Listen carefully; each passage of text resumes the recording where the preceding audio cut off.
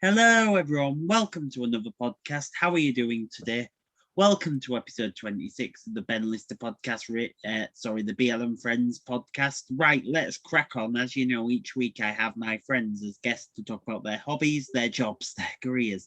So let's crack on with this week's guest from all different radio stations. A mentor to many. It's the one, the only, from Links FM, KCFM, Compass FM, and every other FM. A bit like one of my guests, Ross Carrick. It's the one, the only, Alex Brown. Hello, Alex. Welcome along. Hi, you're all right. Thanks for having me. You're welcome. How are you? Yeah, good. Not bad. Keeping busy with everything that's going on. How are you? What's been happening? Lots of radio stuff, lots of podcasts, aiming to get the syndication sorted. So yeah. I've seen that. You've been busy. It's really good. Yeah, I'm badgering on. That's what you got to do. I'm making video and audio. See, that's with the future. You're going along with the future. I'm doing something similar to what my friend Jonathan Gould did. Oh, okay. Where he does lots of audio and video content. Well, everything's all multimedia now anyway. So you're ticking all the right boxes. You're doing all the right stuff. Yeah, I'm hoping to get a job. Really, my aim at the first of the early career was KCFM. Yeah. I do still want to work on Viking or KCFM. Yeah.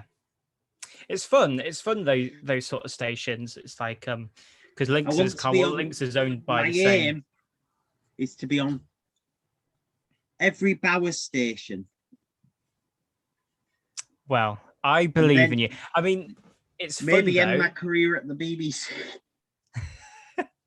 Well, there you go. Think big. No, definitely. I mean, it's so much fun as well, you know, doing it all. Because, I mean, it's like with the Bauer stations, you know, like, because Links FM is in that sort of bracket now, because it's owned by the same company. And it's very sort of fast paced quite a lot of the time with some of the shows. And I like that. I think it's fun, sort of having quite a fast pace to stuff. Nice. Yeah, no, I wish you all the best. Are you ready for question one? Yes, go for it. Where did you start your broadcast career?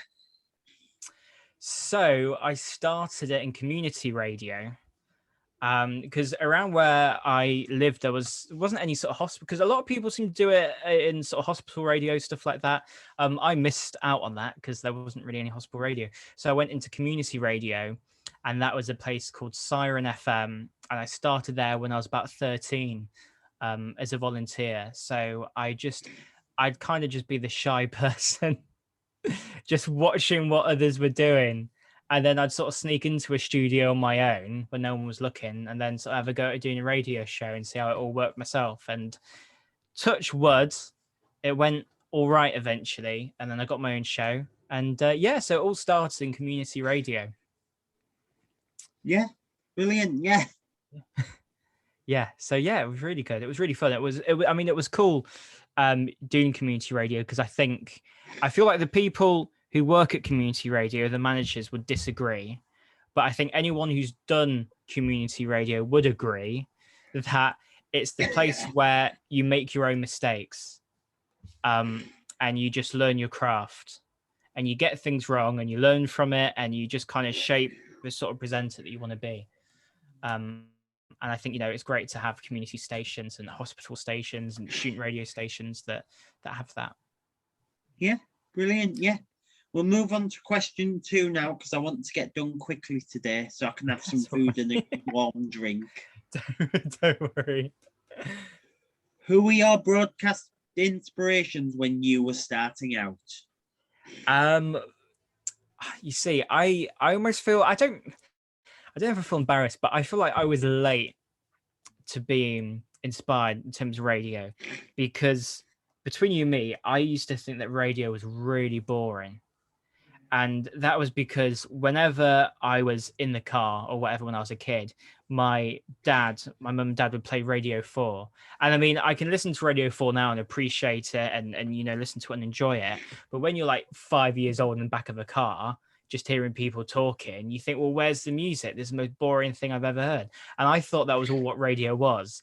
And then I was on the way into school once, and the neighbours were taking me to school. We never have the radio on in the car; it will be CDs or Radio 4. And then I heard Nick Grimshaw. So that would have been sort of late 2013, 2014. So he was my sort of first inspiration. So I'd hear him on the way back, and then I would hear Scott Mills on the way home, who still does that same show now. And those would be my two inspirations. And then I'd sort of get into more local radio like Links FM where I am now. And I'd hear presenters like Andy Fenton, Sam Kirk at the time, Rob Hammond, John Marshall. And those were kind of sort of early inspirations as well. And it's so weird because now they're friends of mine who I work with. So it's sort of like a full circle in a way in that sense. But those were my inspirations really when I was starting out. Brilliant. Yeah. Question 3 now, because as I said earlier, what is your favourite part about the job? My favorite part is just entertaining people and telling stories. I think the thing is, with radio is that it's so intimate and it's so different to anything else. Like, like for example, TV, if you've got an idea to put onto a TV show, that's like 6 months production. There's been times in the past where I wake up in the morning and I have a really stupid, weird idea. And I think, we could try that on the radio, and you can do it the same day. So I like how quick you can do stuff. And I just like the intimacy of radio.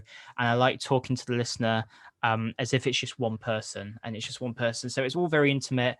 And it's just sort of storytelling, chatting to that one person and putting a smile, hopefully, on someone's face. And that's definitely my favorite part. And then going out and meeting people at events. I love that as well. Brilliant. Question 4. How has COVID affected your life and line of work? Well, it's changed everything completely. I'm sure that everyone you've spoken to has pretty much said the same. I mean, in terms of life, it's the same as other people, staying in, not going out, wearing a mask to places, which obviously I do.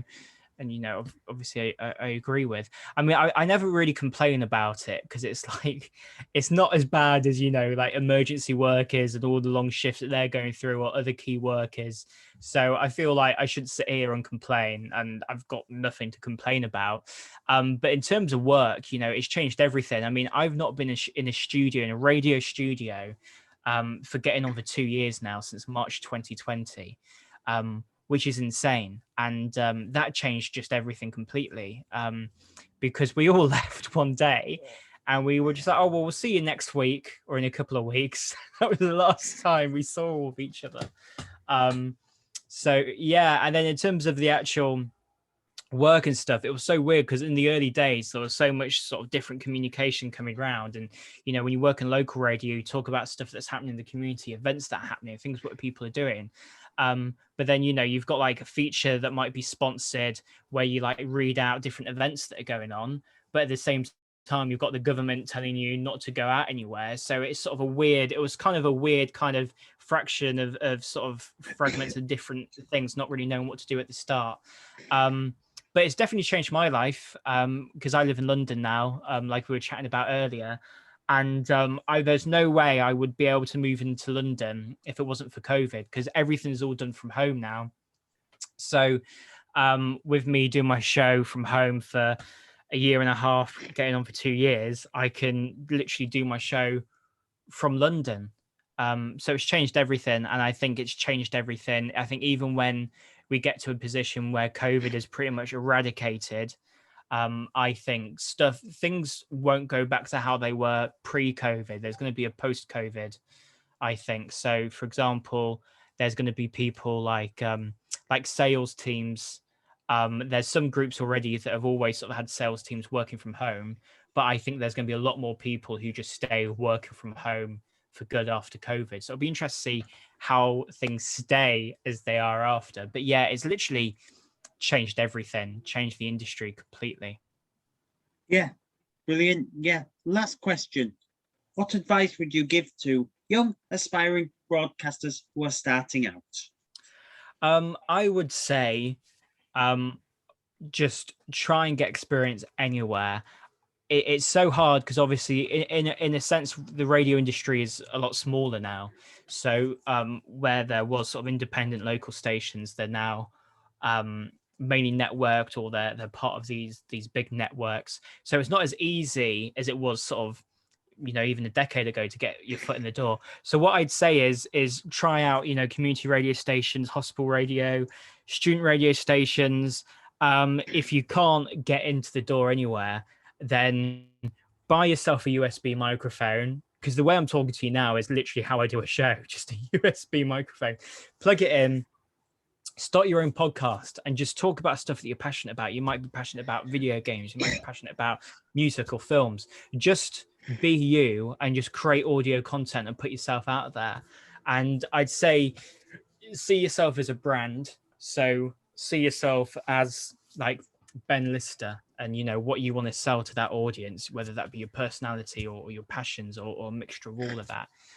So I definitely do that. And I'd say get stuff like LinkedIn and make sure you network with people. Make sure you're constantly making demos and updating demos, and make sure that you're always listening to your shows. I'm not saying listen to them as they go out live, or I just mean going back and listening to them now again. I hate listening back to my shows, but I feel like you're always your best critic. So if you listen back to your own show, you kind of pick out things like, oh, I don't like how I did that. Maybe I'll do this different in the next show or next week or whatever.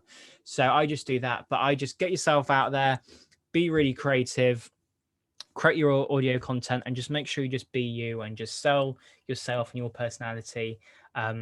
Because yeah, people like listening to, you know, the radio station, like listen to the music, but they can also easily go on Spotify and listen to whatever they want. So sell your personality and make it so that people want to listen to you. That would be my advice. Brilliant. Yeah, that's it for today. Thank you for joining Right. us, Alex. No worries. Thanks for having me. You're welcome. Sorry it's short. No, don't worry about it. That's all good. Thank you for joining me again. Hope you all learned something. Thank you for joining me. And one more time, please give it up for my friend Alex Brown, my guest Alex Brown. Thank you. Thanks for having me. And don't forget, this will be available on my Wix website and on my YouTube channel, so stay around for that. And thank you very much for watching. And that's a wrap.